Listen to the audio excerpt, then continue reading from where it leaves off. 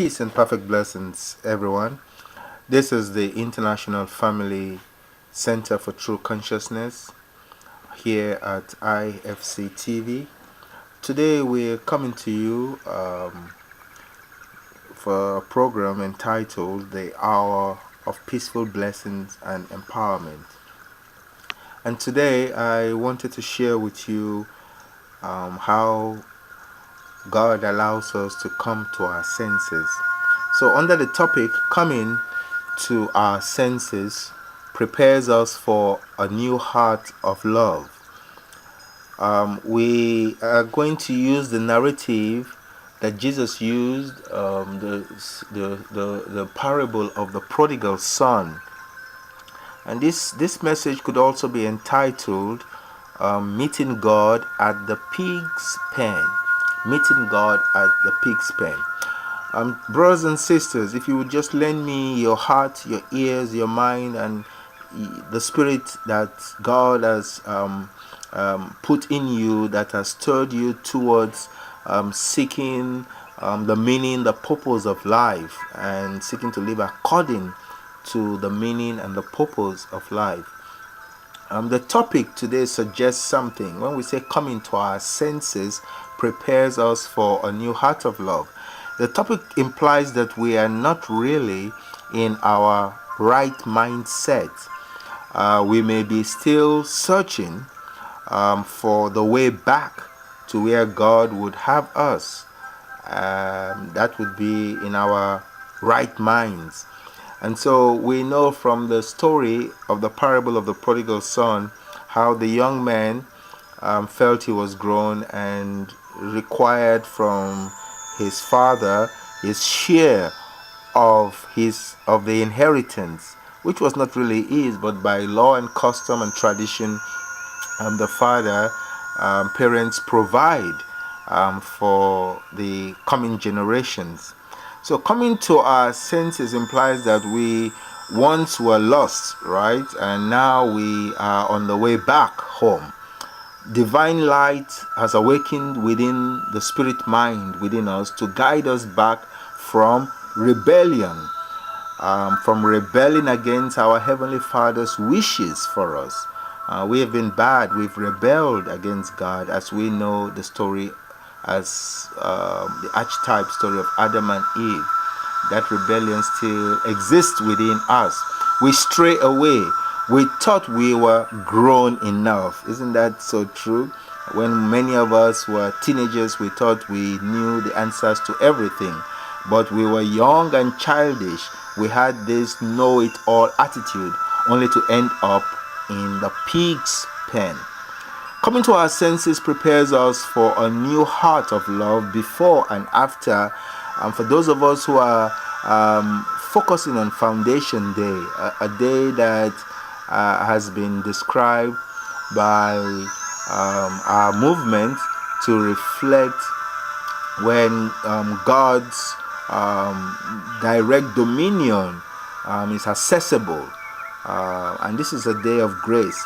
So coming to our senses should prepare us before and after Foundation Day with this new heart of love, this day of new beginnings, this day of profound grace that allows us to reclaim our original status, the clean slate we should have inherited from Adam and Eve. This is what Foundation Day is really telling us about, is that this is time for us to inherit that clean slate that we should have inherited from Adam and Eve if they had not fallen. A day we can stand humbled and in deep resolution to fulfill our, or I would say my own portion of responsibility as a true child of God, our heavenly parents.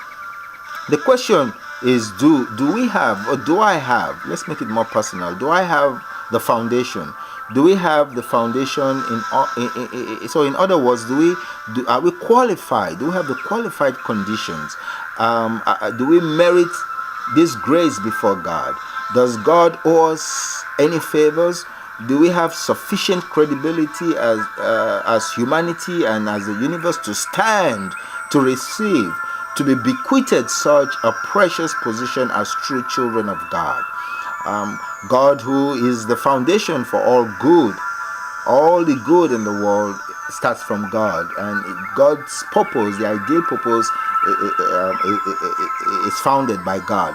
Do we have such goodness to deserve a new start, to receive unconditional love from God, to receive this unmerited grace, mercy, and forgiveness? These questions we must ask ourselves: is our foundation connected, aligned with and in God? The limited foundation we may have, we have to ask ourselves: is it aligned? Is it connected with God? Am I true to God, myself, my family, my community, my spouse, my spiritual center, my church, my associates, my friends, my co-workers, my classmates, my fellow blessed family members? Am I true to the stranger I meet from time to time? So these are the questions which I have to ask myself as I go towards Foundation Day and after Foundation Day. Am I connecting or attracting? If let's use that word, I would like to use the word attracting more even than connecting. Or am I attracting, or am I attracted to the true Spirit of God in my family, in my church members, in my fellow blessed families, in the stranger? If I am, if we are seeking this connection, this attraction, to be attracted one to the God within us, then why should I seek this connection?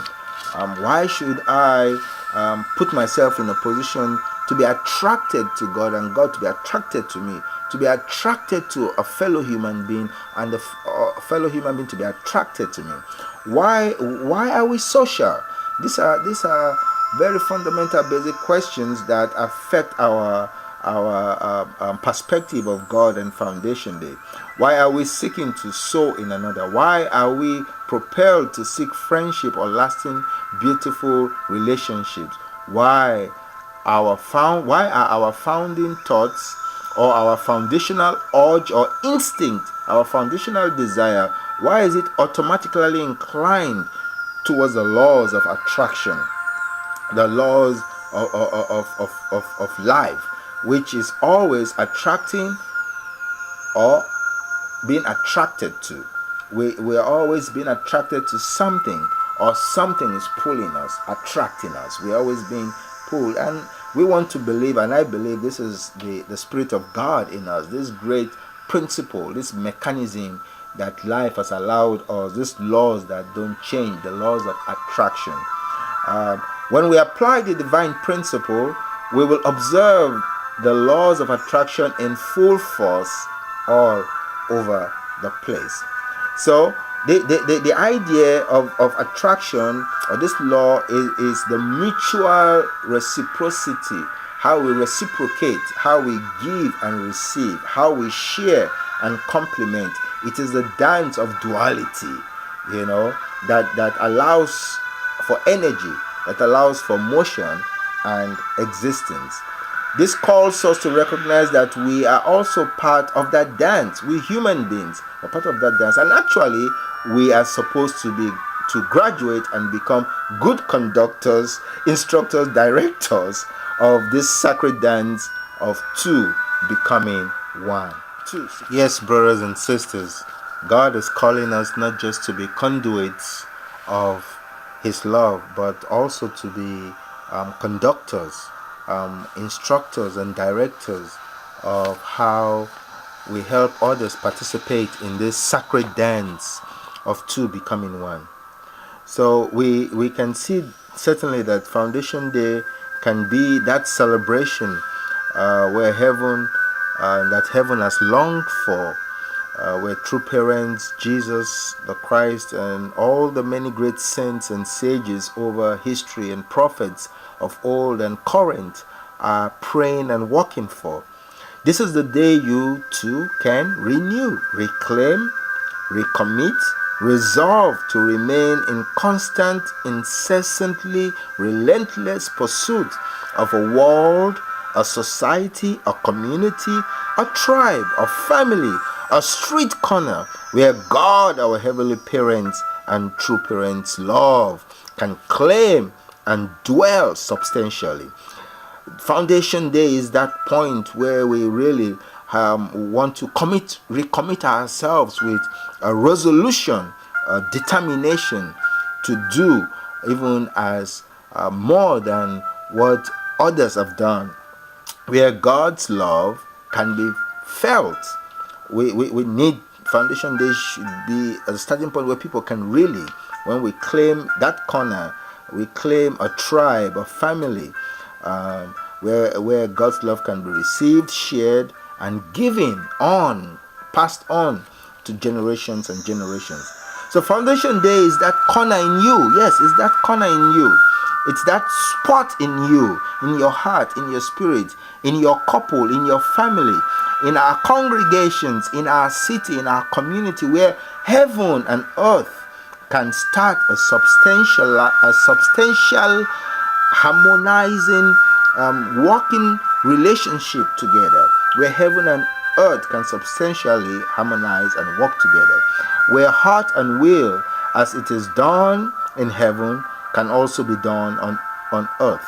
Foundation Day is a day where together we invite all people, family and friends, relatives, to resolve to expand God's ideal, the multiplication of blessed central families into blessed families that will fill the earth with God's righteousness as the waters covers the earth. My goodness, this is what Foundation Day is really about. How we look towards the culmination of the predestined purpose of creation, which is to bring heaven and earth to resonate as one.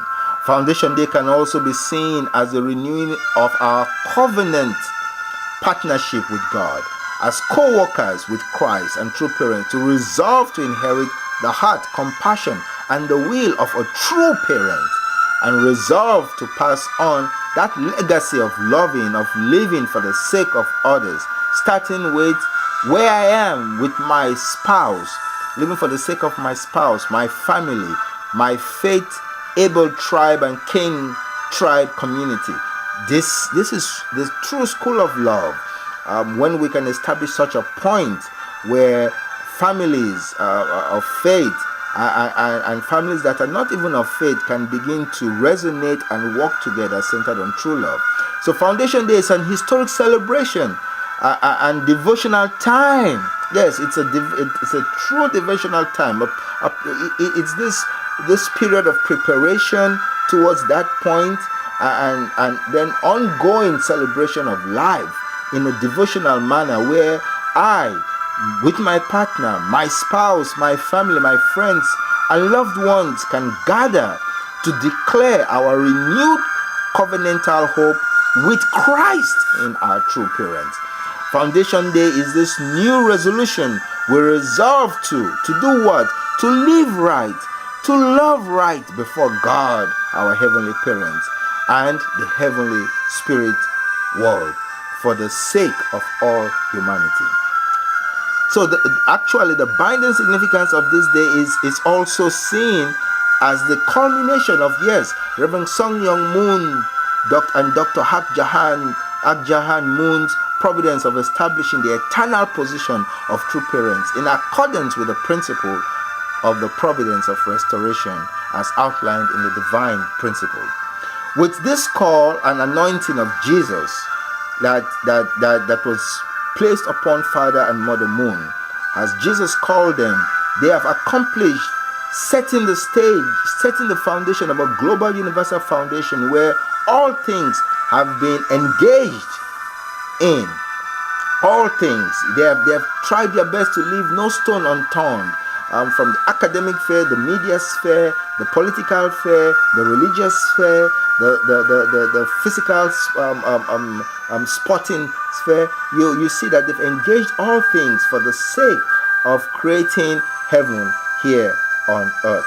And this is a time, Foundation Day, when we must help them resume the reset of history, how we reset the new history of humankind and God's relationship with spirit world and physical world harmonizing as one in this great gracious relationship.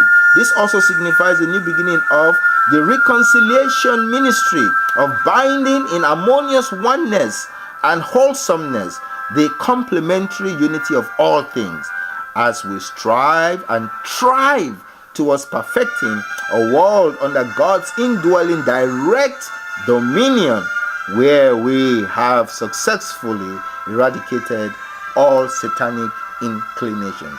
So Foundation Day is your day of rededicating your life once and for all, one final time, to receive God's grace and the power to move on as two becoming